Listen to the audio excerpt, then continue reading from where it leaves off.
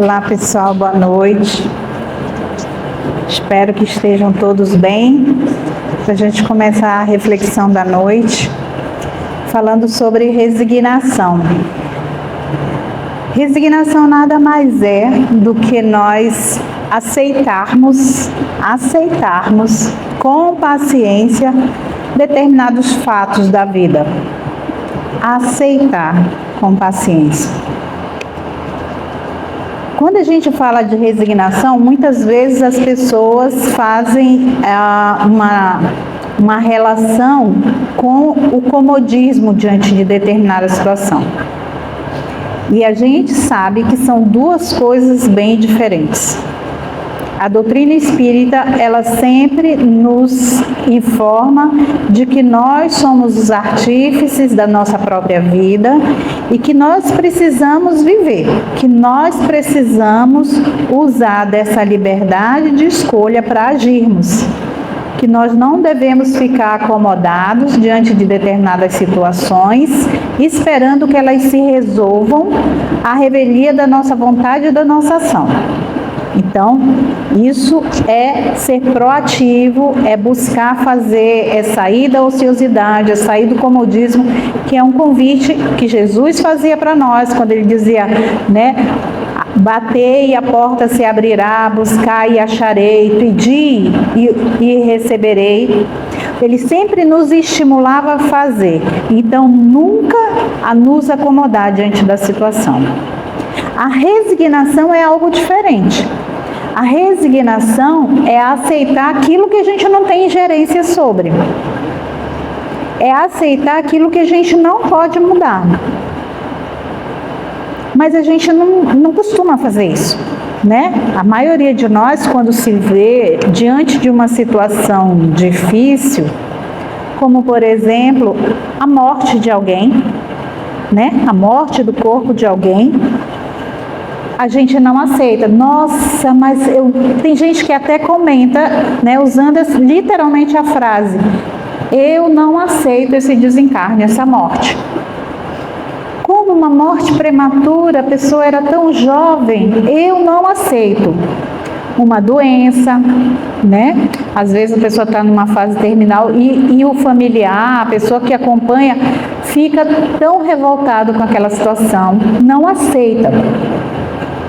E aí, qual o motivo para aceitar isso, né? Um dos motivos, vendo só dentro desse ponto de vista, de que a gente não tem a capacidade de mudar, já é o primeiro motivo, tá certo?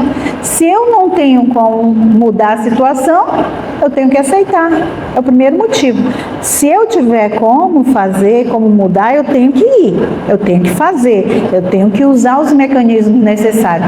Mas se não há nada para eu fazer, quer um motivo maior para eu me resignar? Porque do contrário, se eu me revolto, não é? Se eu acho que é injustiça, eu vou adoecer diante disso. Se eu não consigo aceitar uma situação que eu não tenho a menor ingerência sobre ela, eu vou adoecer, porque eu vou ficar remoendo aquele sentimento de injustiça, né? A revolta que vai me dar. Então, o máximo que eu vou conseguir com isso é adoecer também. Então, esse é o primeiro motivo. Quando a doutrina chega para a gente, depois de Jesus, né? Porque Jesus, quando ele falava das aflições, ele dizia ser bem-aventurados os aflitos, porque ele falava da situação de dor que é o planeta. As dificuldades que são, ele diz, mas aguenta. Depois você terá a recompensa, não é? Aguenta firme. Porque depois você verá o que isso pode acrescentar à tua essência como ser, para o plano que ele disse que levaria aqueles que estavam com ele, né? Quando a doutrina chega, então, depois de Jesus, ela vem esclarecer o que significa a dor nas nossas vidas, o que significam as dificuldades que a gente tem que enfrentar. Porque todos nós sabemos que neste plano que nós vivemos não há aquele que não passe por situações difíceis. Todo mundo passa por situações difíceis. Muitas delas nós conseguimos reverter, outras não. Certa feita, um médico chegou na casa espírita, lá no Paulo de Tarso, totalmente revoltado, porque ele tinha o saber, tinha condições financeiras e os filhos haviam nascido, 2 gêmeos, haviam nascido com problemas físicos, né? Disfunções físicas e mentais. E ele disse: Rose, eu sou médico, como é que eu faço? Eu não consigo consertar isso. Nem no aspecto físico das crianças, nem mental. O que eu posso fazer? Eu digo: amar. Amar e dar o melhor para as crianças. O que você pode fazer? Você pode contratar um fonoaudiólogo? Contrata. Você pode fazer com que ele tenha aulas de acordo com a capacidade, né, intelectual dele? Faça. Você pode trazê-lo para a evangelização? Traga para a evangelização. Faça o seu melhor diante daquela situação que você tem que se resignar, porque não tem outra forma. Você não pode sofrer com aquilo que você não pode mudar. Isso não é lógico? É lógico, né? É uma lógica de um ponto de vista terrestre, de um ponto de vista de uma existência.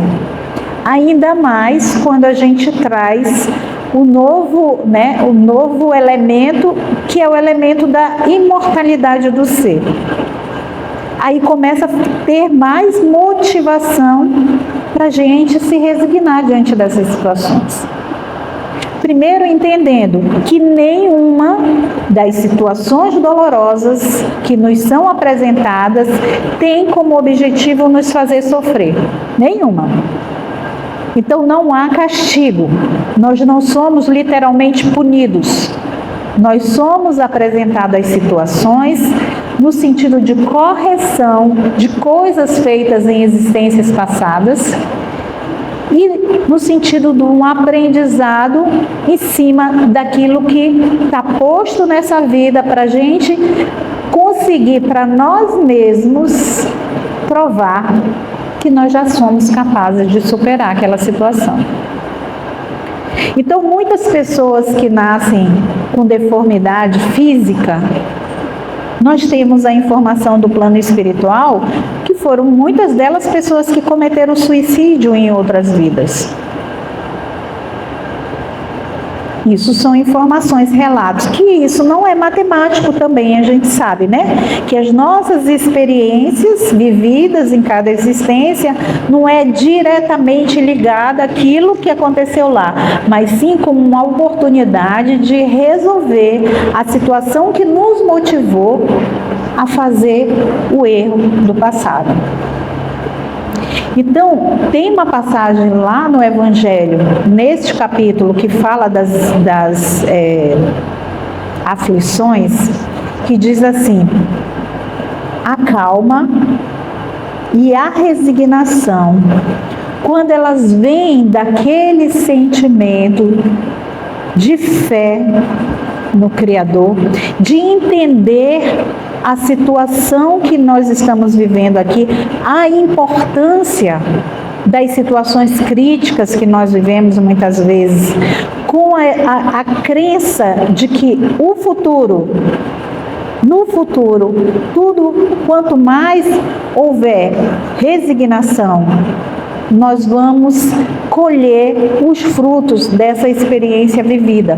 Então, se a gente encara as coisas com essa calma, com essa resignação, nós teremos a necessidade necessária, que, como os espíritos colocam, são os melhores preservativos contra a loucura e o suicídio.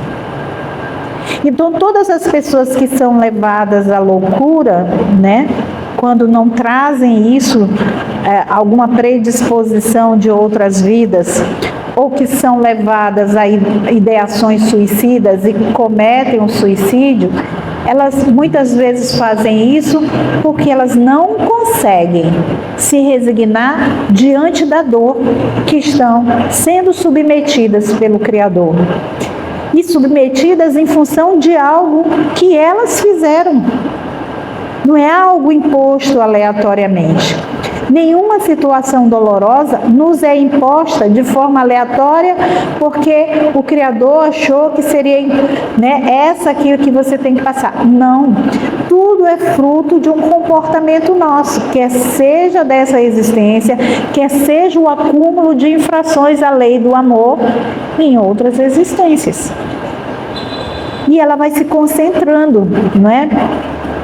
Nesse mesmo capítulo, que fala, também da questão da resignação, ele diz assim, que a nossa estadia na Terra, ela é comparada, por exemplo, às nossas dívidas de outra vida. Por exemplo, se eu faço dívidas financeiras, cartão de crédito, que a gente sempre quando usa o cartão de crédito, a impressão que a gente tem é que a gente nunca vai precisar pagar, A gente já compra e aí muitas vezes aquilo vira uma bola de neve, E a gente vai pagando. E aí, o que acontece? Imagina se tem uma alternativa, se existe um desconto por parte do credor para nós. Olha, me paga então só 30% disso daqui hoje. Não precisa mais pagar essa bola de neve que virou a dívida, não. Paga 30%. A gente vai se esforçar de tudo, Até deixar de fazer uma refeição por dia para ver se a gente paga logo aquele negócio e se livra. Porque, nossa, que coisa boa, Tirou 70% do que a gente devia. Então, eles fazem essa analogia com relação ao que nós viemos fazer aqui na Terra, no sentido de pagar os nossos débitos. Pagar, entre aspas, também, os débitos do passado. Então, hoje nós temos a chance de nos livrarmos de muitos débitos. Cada existência nossa é uma oportunidade de correção desses equívocos do passado, de pagar parte desses débitos. Só que muitas vezes, a gente não quer pagar e a gente acaba fazendo mais dívida. Então a gente quer continuar infringindo essa lei e não aceitando essa oportunidade da vida, que é de corrigir agora o que a gente já sabe que tem que ser feito. Todas as vezes que nós reflexionamos sobre aquilo que está contrariando a lei do amor, a gente consegue identificar situações no nosso dia a dia.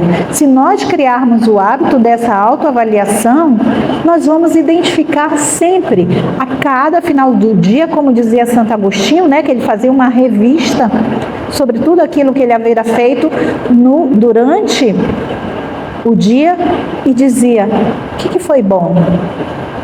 O que não foi bom? E de acordo com essa avaliação, ele mudava as estratégias para o dia seguinte. Ele buscava fazer de forma acertada no dia seguinte.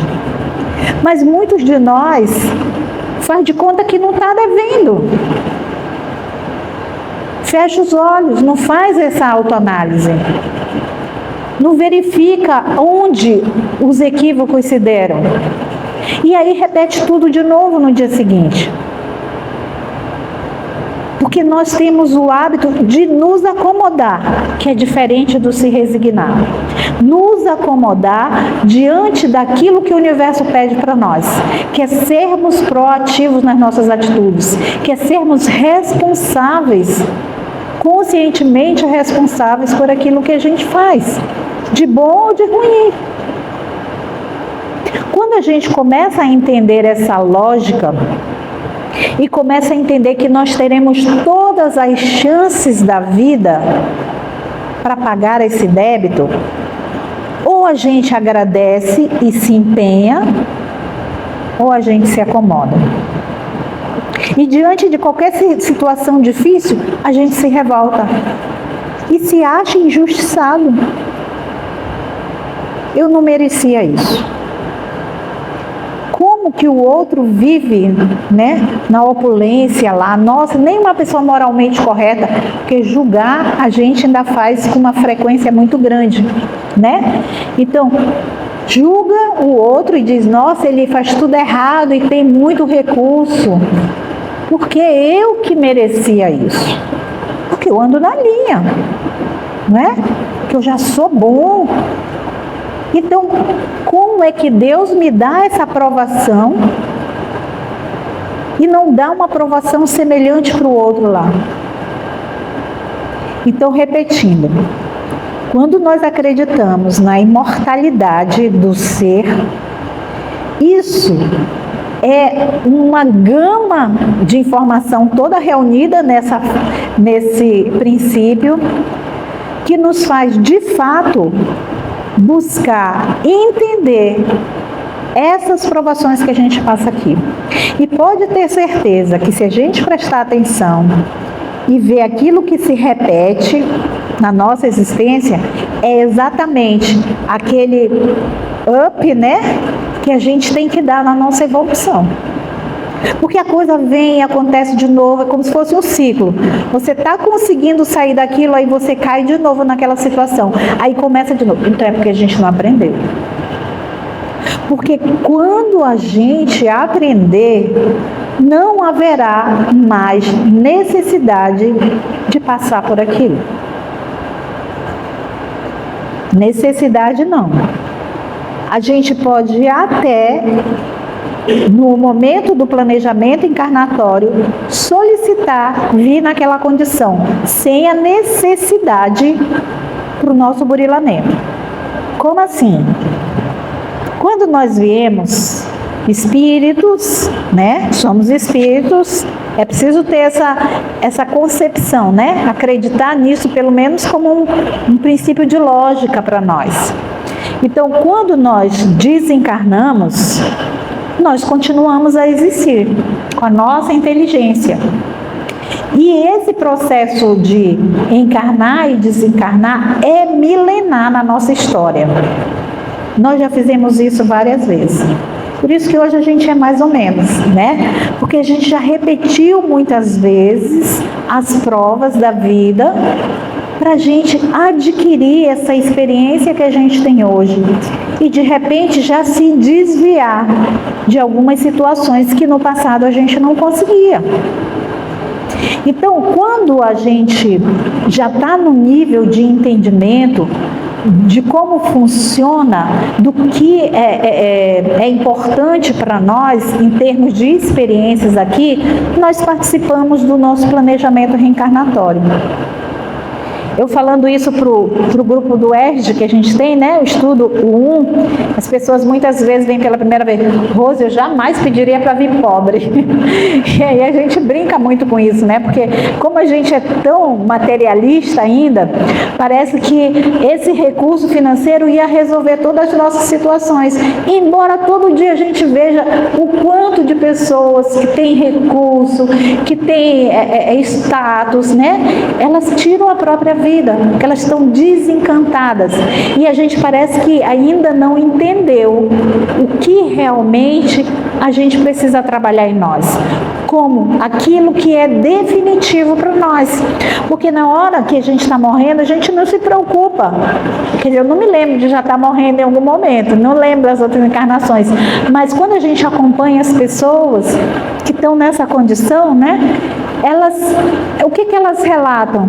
Elas relatam situações de relacionamentos que elas poderiam ter dado mais atenção, que elas poderiam ter se dedicado mais, que elas poderiam estar mais presentes na vida dos filhos e demais familiares. É isso que incomoda. Não é a conta bancária, não é o número de casas. É claro que a gente tem essa necessidade ainda material, mas a gente muitas vezes ainda vê isso de uma forma muito exacerbada. Nosso consumo é muito além das nossas necessidades.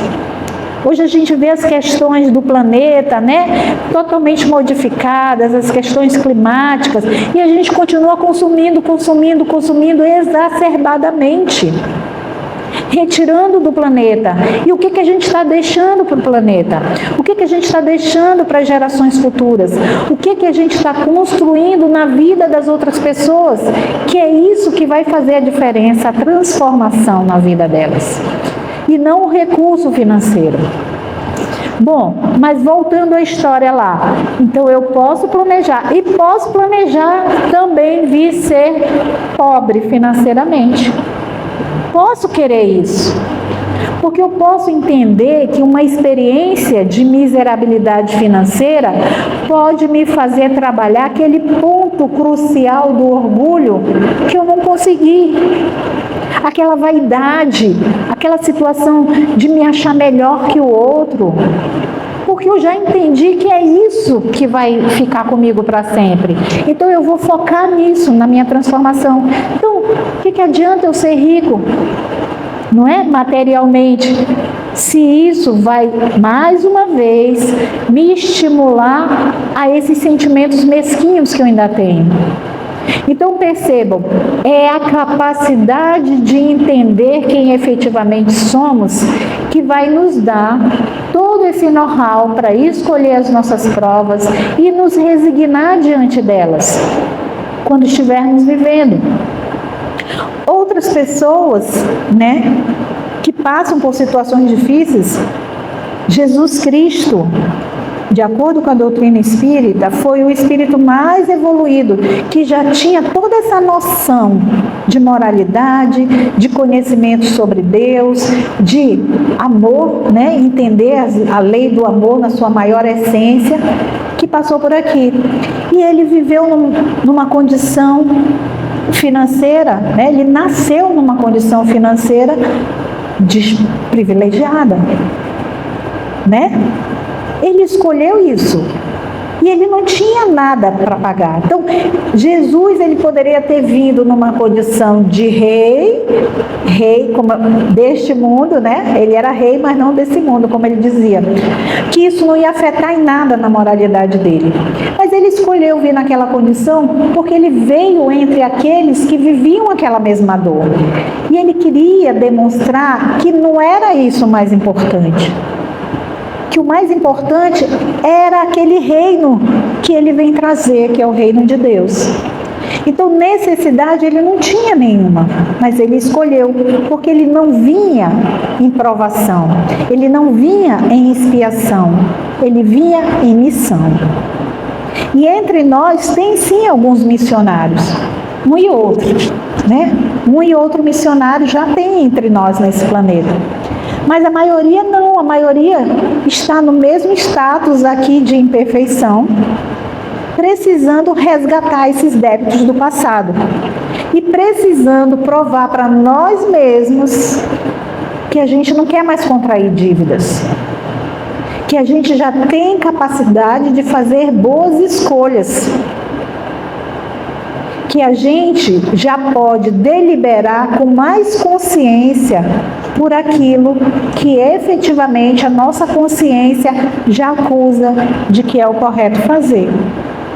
Já temos essa capacidade, muito maior do que no passado, em outras existências.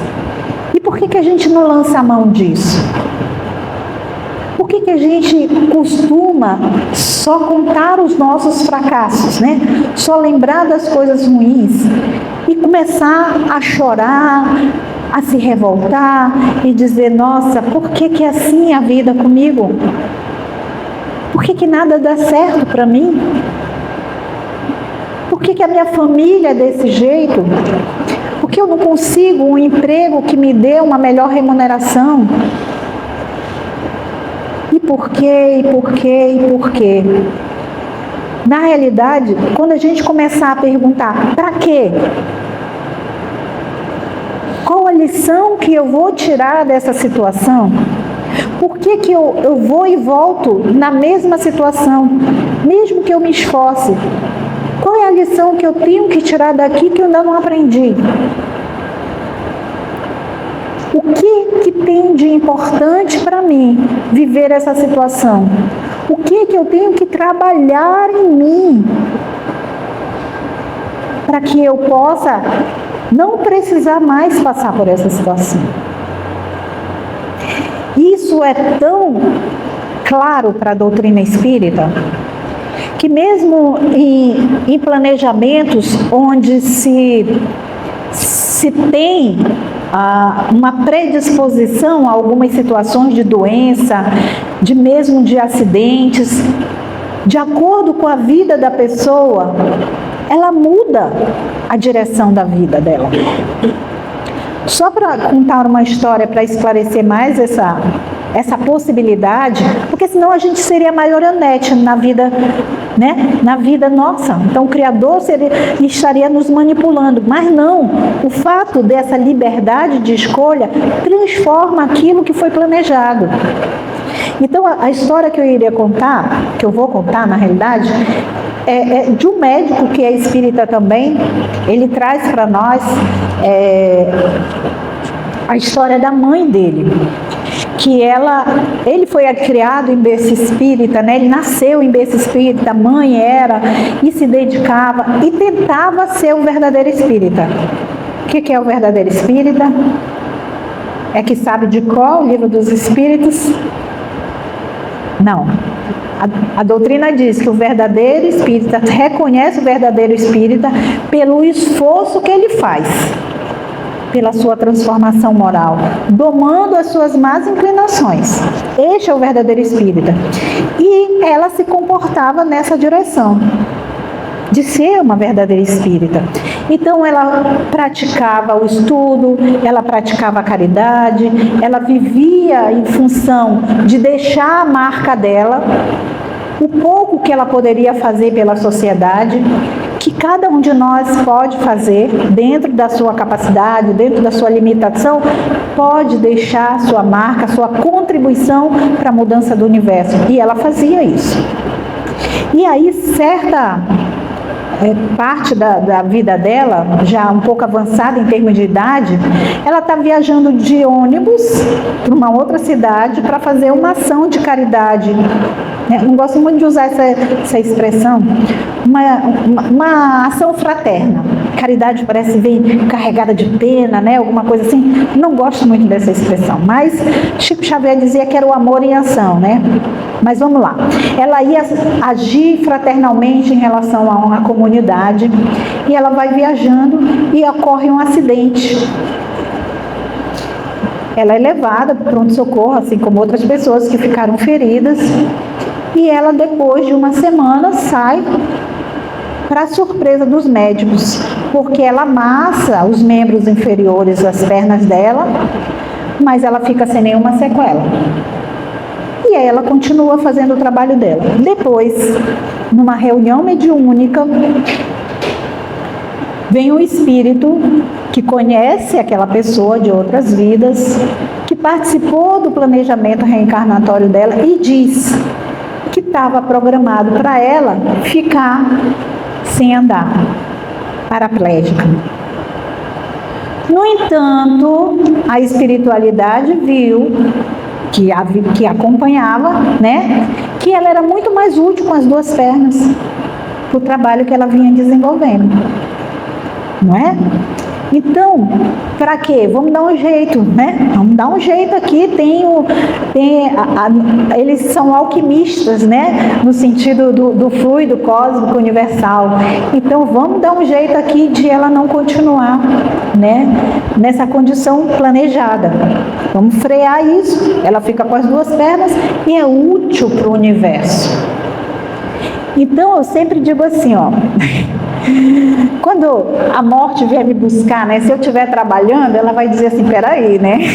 Então eu busco fazer, olha como a pessoa é interesseira, né? Mas assim, se a gente estiver realmente sendo útil, nós seremos poupados daquela situação dolorosa que porventura foi planejado para nós.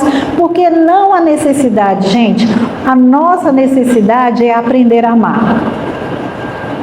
Se a gente aprende a amar, a viver esse amor com o outro, fazendo para o outro aquilo que a gente quer para a gente mesmo, se a gente já aprendeu isso, não tem mais necessidade de punição, de penas, não tem necessidade.